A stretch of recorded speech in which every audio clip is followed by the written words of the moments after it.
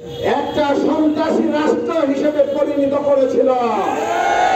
বাংলাদেশটাকে একটা ভোট চোরের রাষ্ট্র হিসেবে পরিণত করেছিল, ভোট ডাকাতের রাষ্ট্র পরিণত করেছিল। বাংলাদেশের বিচার ব্যবস্থা বলতে কোনো ছিল না, যাকে ইচ্ছা তাকে তারা গ্রেপ্তার করে জেলখানায় ভরে দিত। প্রধান বিচারপতি থেকে শুরু করে কারাগার বিচারক পর্যন্ত তাদের দলীয় কর্মী ছিল। পুলিশ বাহিনী পুলিশ ছিল না, ওই জামির নির্দেশনায় পুলিশ আওয়ামী লীগের কর্মী হিসেবে পরিচয় দিচ্ছিল। সিভিল প্রশাসনের কোন কর্মচারী নিজ দায়িত্ব পালন করে নাই, তারা আওয়ামী লীগের কর্মীর দায়িত্ব পালন করেছে। বালিয়াডাঙ্গির চাঁদাবাজির ইতিহাস আপনাদের জানা।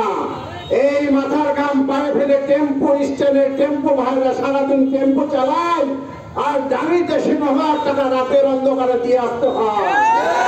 দোকানদারদেরকে কষ্ট করে ব্যবসা করেন, আর লাভের সিংহভাগ ডাঙিতে পৌঁছায় দিতে হয়। এই ছিল বাংলাদেশের অবস্থা। শিক্ষা ব্যবস্থার অবস্থা তো অত্যন্ত নাজুক। শিক্ষা ব্যবস্থা বলতে কোনো ব্যবস্থা ছিল না। ছেলেপেলেকে যেন পড়তে না হয়, নাস্তানি করতে হয়, ফেন্সিডিল খাইতে হয়, এরকম একটা পরিবেশ তারা তৈরি করেছে। বলে শেষ করা যাবে না। একথা বলতে চাই, এমন কোন খারাপ কাজ ছিল না যে আওয়ামী লীগের নেতা কর্মীরা করে না। সম্মানিত ভাইরা আমার, সুযোগ এসেছে, আমরা দ্বিতীয় স্বাধীনতা পেয়েছি ছাত্র জনতার জীবনের বিনিময়ে। এই স্বাধীনতা রক্ষা করবার জন্য আমাদের কাজ করতে হবে। আর বাংলাদেশে ভোট চুরি হবে না, ভোট চুরি করতে দেওয়া হবে না। স্থায়ী সমাধান ভোটের হতে হবে। বাংলাদেশের অর্থ ওই বেগম পাড়ায় নিয়ে যা নেতাদের বাড়িঘর বানানোর সুযোগ নাই। এমন কোন নেতা নাই, শেখ হাসিনা থেকে শুরু করে বালিয়াডাঙ্গির আওয়ামী লীগের কোন কর্মী হাজার হাজার কোটি টাকা দুর্নীতি করে নাই, এমন কোন আওয়ামী লীগের নেতা কর্মী বাংলাদেশে নাই। এজন্যই তাদের আজকে এই পরিণতি।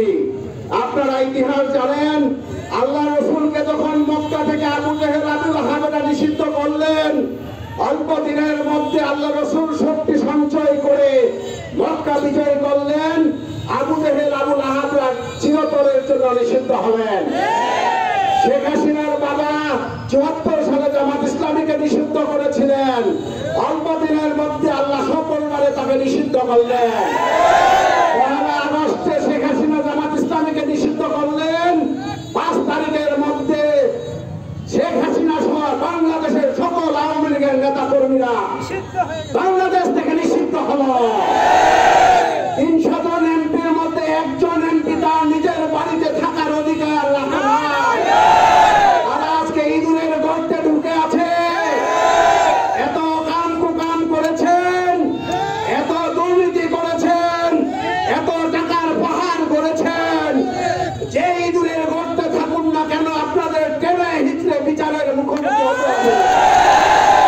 সেই ট্রাইব্যুনাল করেছিলেন আমাদের সাইদি সাহেব সহ কেন্দ্রীয় নেতাদের ফাঁসি দিয়েছেন। সেই ট্রাইব্যুনালে শেখ হাসিনার নামে মামলা হয়েছে, সেই ট্রাইব্যুনালে শেখ হাসিনারও ফাঁসি হবে ইনশাআল্লাহ। ছাত্র জনতাকে বলতে চাই, আসুন বাংলাদেশটাকে আমরা একটা সুন্দর রাষ্ট্র উপহার দিতে চাই। এদেশে আর ঘুষ চলবে না, এদেশে আর দুর্নীতি চলবে না, এদেশে চাঁদাবাজি চলবে না, এদেশের মানুষের অধিকার হনন করা হবে না।